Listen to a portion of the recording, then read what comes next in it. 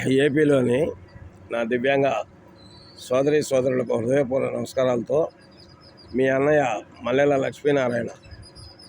ఇవాళ చాలామంది అనర్హులకు ఈ రాష్ట్ర ప్రభుత్వం పింఛన్లు తొలగించే చర్యలు చేపట్టిన సందర్భంగా మన వాళ్ళు చాలా కంగారు పడుతున్నట్లుగా చాలామంది నాకు ఫోన్లు చేస్తున్నారు.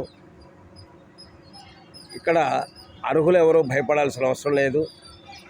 ఎవరైతే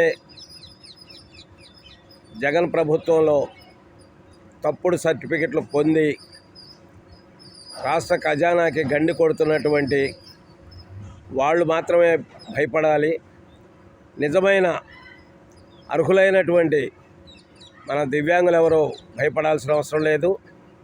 అట్లాగే 15,000 రూపాయల పింఛను కోసం విజయవాడ డిఎంహెచ్ఓ ఆఫీస్కి మీ సదరం సర్టిఫికేట్ తీసుకొని వెళ్ళి మీరు అర్హులో కాదో నిర్ణయించుకోండి.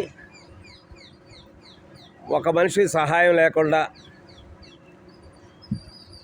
ఎవరైతే ఇబ్బందులు పడతారో అటువంటి వాళ్ళకి తప్పనిసరిగా 15,000 రూపాయల పింఛను లభిస్తుంది.